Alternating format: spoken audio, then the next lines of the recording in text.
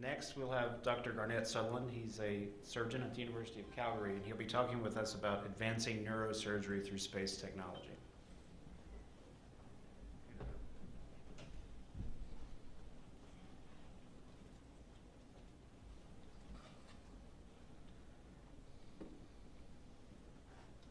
Okay.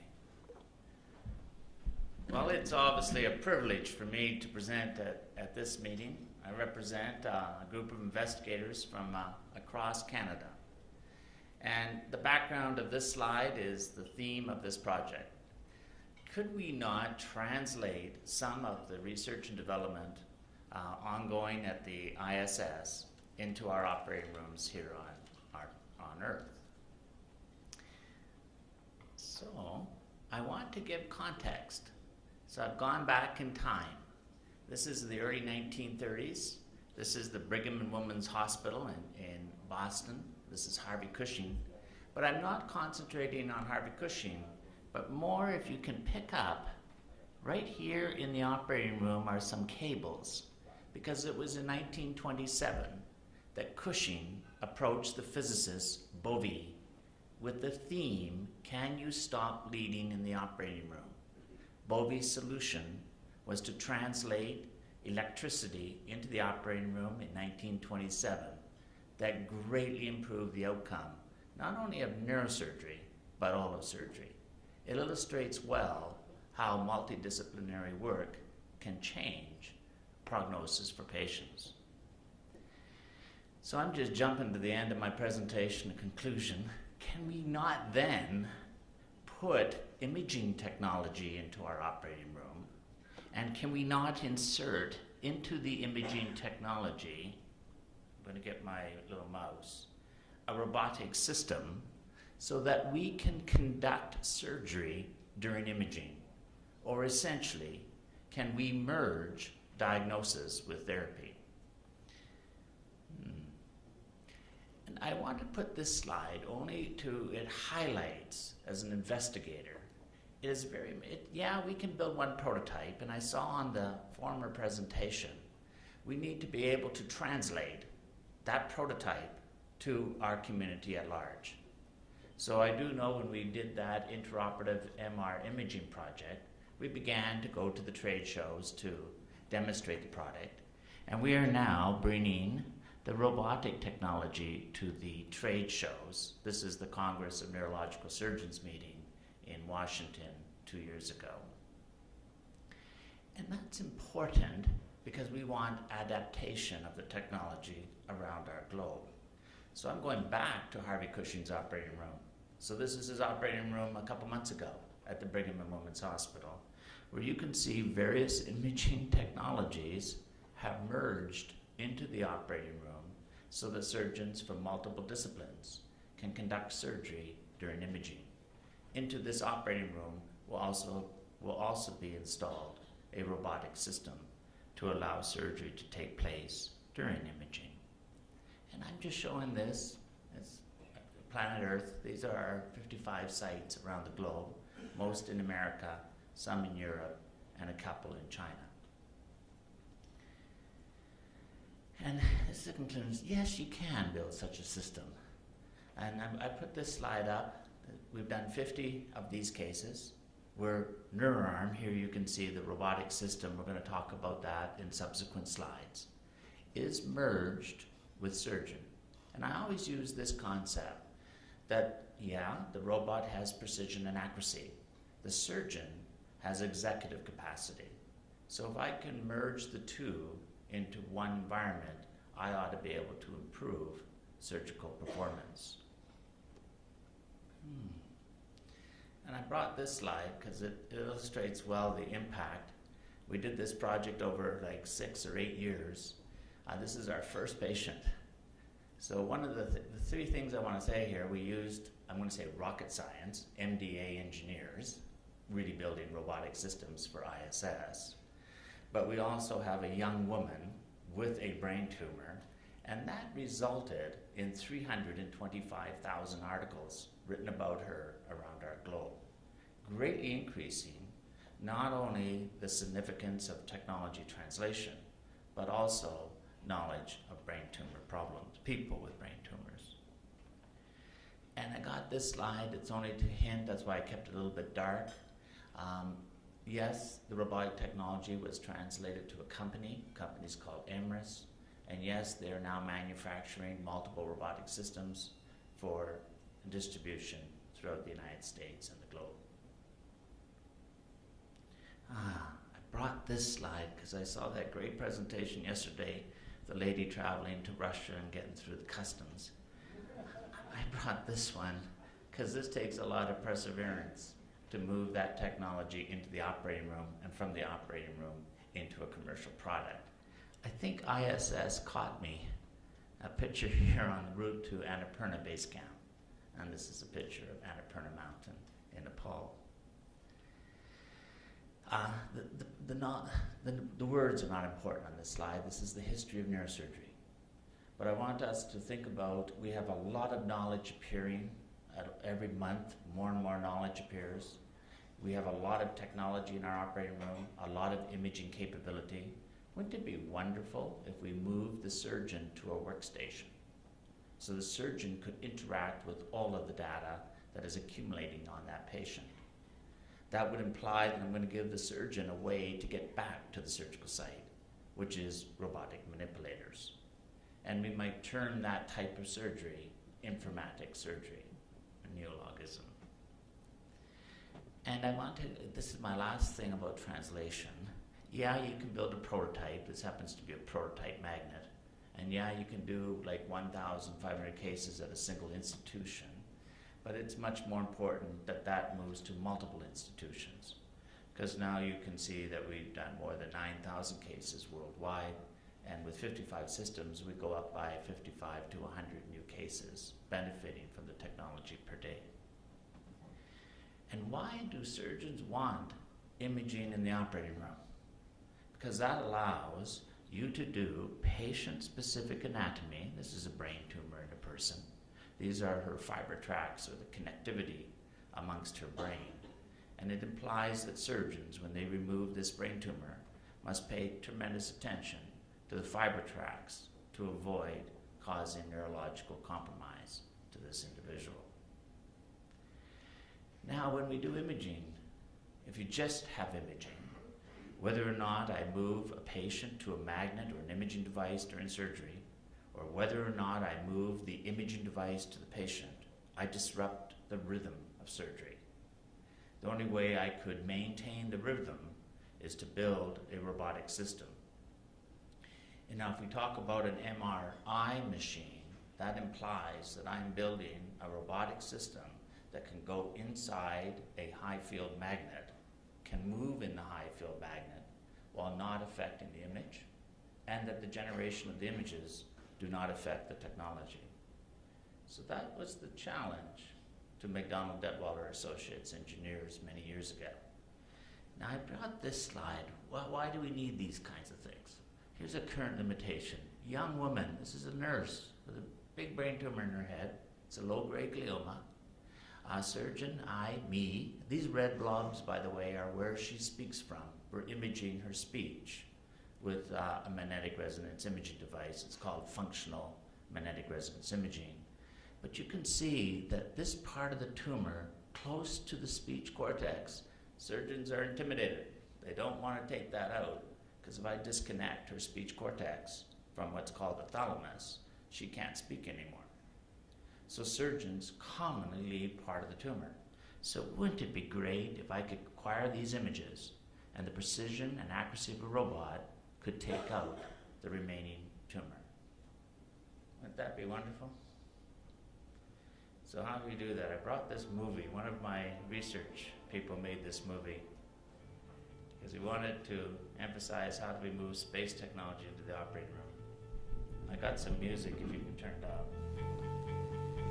Oh, it might not totally play. But the theme is we want those robots developed for space moved into our operating room. Not those robots, but the principles that led to the manufacture of those robots. So some of this will play, but This is the robot parked in the operating room.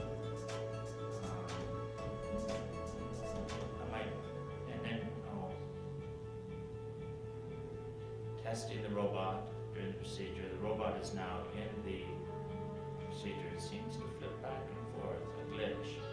Controlling the robot from the workstation. I'm going to highlight these on still slides.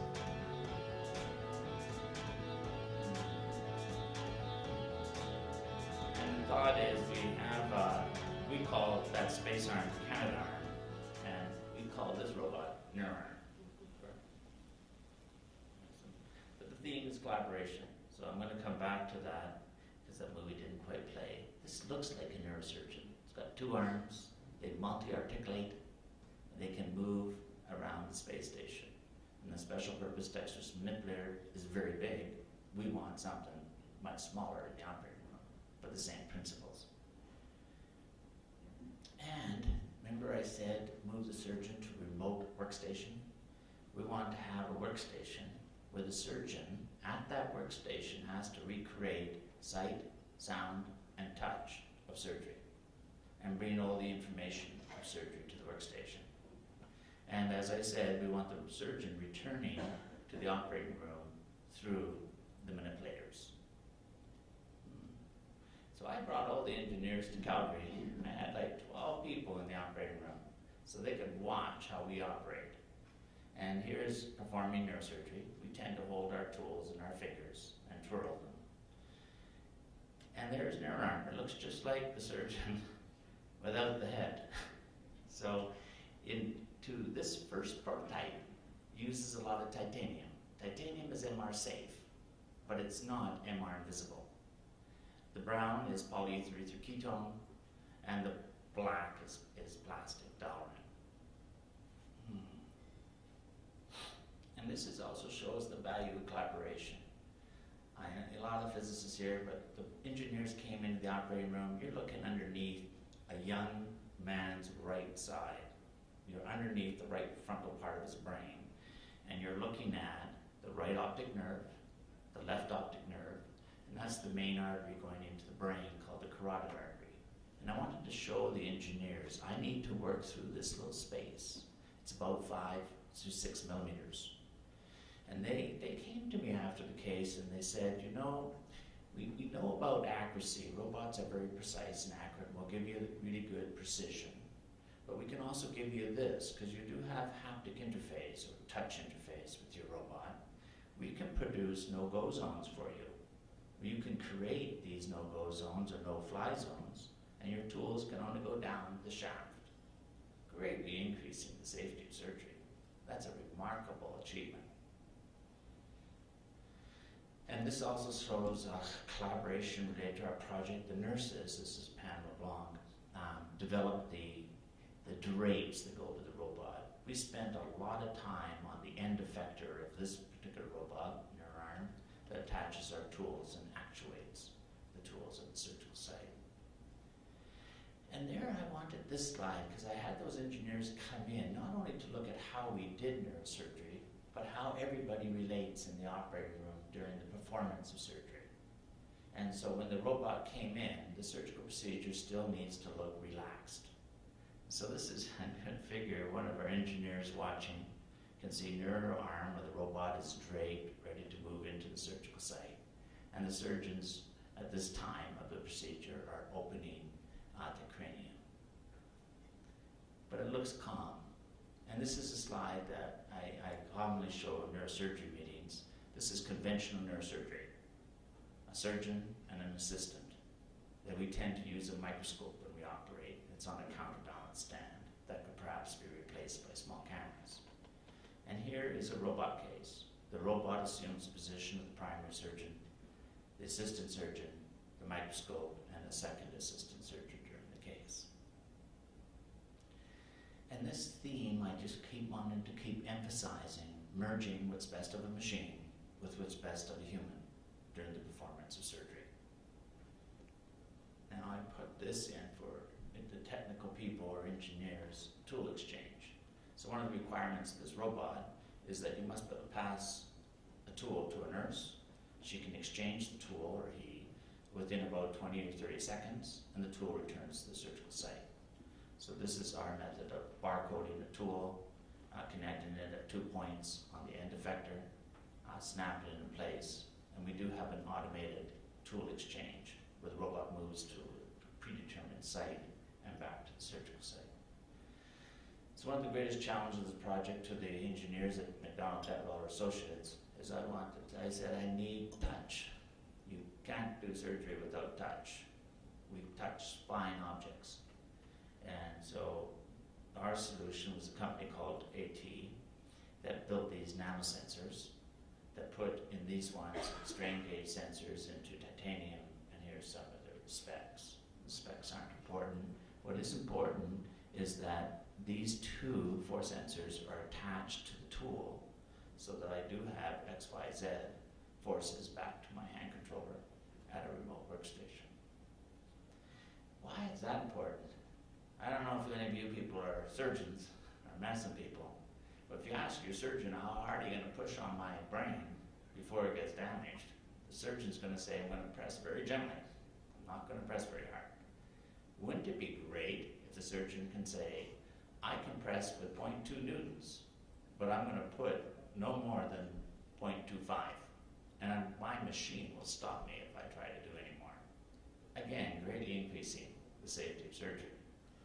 Furthermore, I think, as many of the audience knows, robots have tremor filters, and they have force scaling.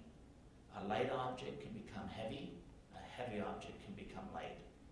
That is a wonderful thing if you're joining very small vessels together in the brain, because they're very light and you can't feel them normally.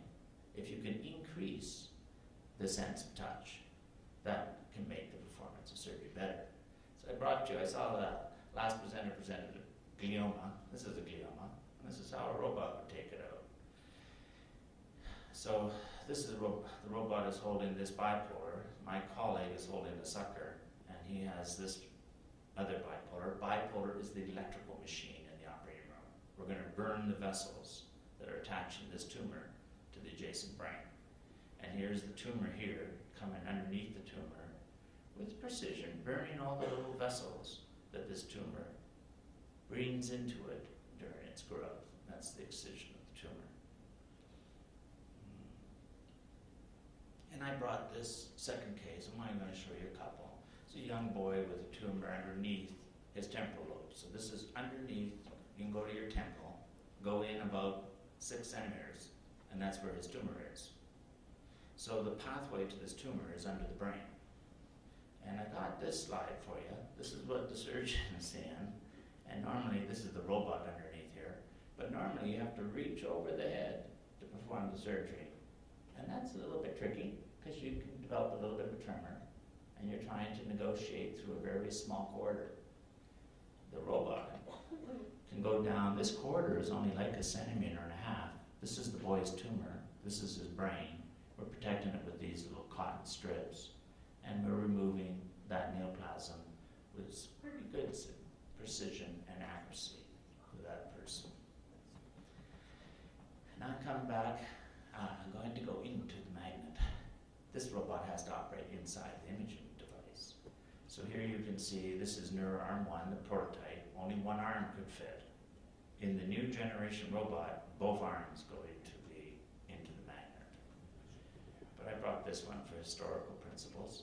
And here we're going to take a tool. This is the graphic user interfaces of NeuroArm.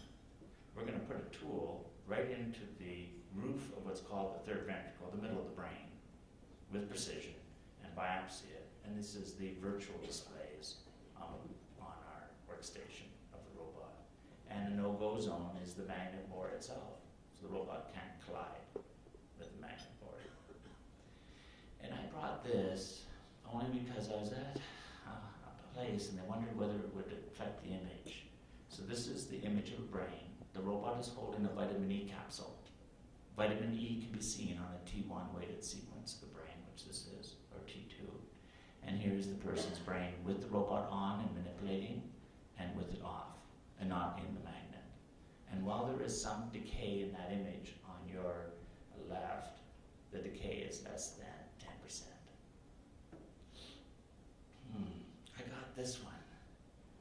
Because, you know, things can go wrong with robots, right? You can command a robot to go to the right, and if there was a hardware or software problem, it might move to the left. And it was case number 5, and it was being filmed by the BBC, and the robot moved to the left, and I wanted to go to the right. And so that was because of an encoder failure in the robot, and we have a big safety review, like, you know, MDA conducted a pretty significant safety review over that event, and that gave the surgeon a foot pedal. So now I have a foot pedal right here, so that if anybody says stop, you lift your foot and the manipulator stops, bypasses computer system for the robot. And that was the solution for uncontrolled motion in the operating room, to keep the executive capacity of the human brain in the loop, so that the human who might anticipate something can just say stop, and the robot will stop instantaneously. So here's a new workstation. It's evolving. This is becoming more and more compact.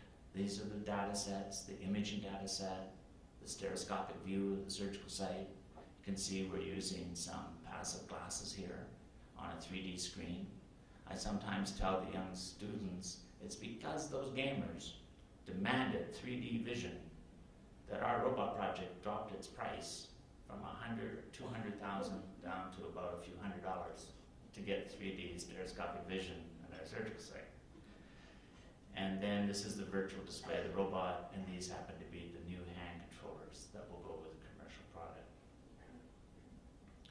And I'm only showing this in that, you know, we keep developing new things for our robot. So this is one of our laboratories linked to the project in Calgary. And I only want to say we do a lot of 3D printing, print out new tools, new end effectors, trying to get our robot more and more miniaturized. And I sometimes use this concept to make me think of, wouldn't it be wonderful if this robot that came from the International Space Station developed great touch and other features, and is now very small and very light, could go back to the International Space Station and be a robot in space as well as here on Earth. We do a lot of, this is a new concept that comes out of robots, training and education of the future generations of surgeons. So one thing about robotic technology is we can have the same kind of training stations as those astronauts and pilots. We do have a computer power problem to make its simulation very, very precise or very accurate, but we can simulate many aspects of surgery. And so this is the training area for the robot. And I put this up because the world of neurosurgery wants virtual surgery for training of our residents across our nations. And yes, we do need a lot of computer power, but that will get cheaper over time as we proceed down that path. So I got these last few slides. So a young kid came to me one day and said, you know, I want to do a research project with that robot that does neurosurgery. And I want to test my friends. My friends are gamers. We do gaming 6 hours a day. So she brought into my laboratory a collection of 14 or so gamers. They had to prove that they were really good at the games. And then I gave them the simulation. This is the hand controller in arm 1. And they were going to perform tasks like surgeons. So these guys are pretty young. And I think you all know what happened. The gamers can outperform the medical student, the resident, or the surgeon. So if you want to get that brain tumor taken out with precision, we'll bring one of these young kids into the operating room, and they can bring that out with ease. Looking forward, so this is a picture of a young oil executive. Here's his tumor. It's right here in his brain. This could be you. This guy doesn't have any symptoms, just mild word-finding difficulty, because these pink blobs are his speech cortex surrounding this tumor. So I brought a picture of his brain. This is the left side of his head. This is called the left frontal lobe, the left temporal lobe. This part of this is where the vessels go between the frontal lobe and the temporal lobe. It's called the sylvian fissure. His tumor is breaching through the surface right here. And we can go through that little pathway, and we can dissect around that tumor, and and we can take out everything that's black there. And this is a picture of his brain with that out. Every surgeon in the world knows not all the cells are out. Almost all the cells are out, but not all the cells. So we also know that this is one of our projects, but there's similar ones going around the world. Can we image the remaining cells? Can we develop single domain antibodies? This is what this project does. This happens to be an antibody to IGFR, which is an abnormal protein produced by glioma. Can we tag it to a nanoparticle? This particle is made of ferrous oxide. It's coated with some silica. We bind our antibodies by pegylating them to the surface. We keep everything in solution with some amino groups. And then can we inject them? This happens to be a mouse with a brain tumor. And we conjugate a fluorescent probe onto that nanoparticle so we can see them gathering in the tumor. So now we got a potential way in the operating room of imaging remaining cells in the tumor bed. Now the robot is precise to 50 microns. Neuron 2, which is now called Simba, is precise to less than 20 microns. So the robot can take out the fluorescent cells and can call us at the golf course when it's finished so we can come in and check. So I've ended with 2 slides. One is from Leonardo da Vinci. I think this really applies to neurosurgery. So how it's considerably changed since Harvey Cushing. Everything, nothing is certain and everything changes. And because I'm at a space meeting, I brought my most precious space slide. And I use this when I would talk to any young people. You know, things that we think might not be possible, with a lot of effort, a lot of collaboration, cross disciplines, cross nations,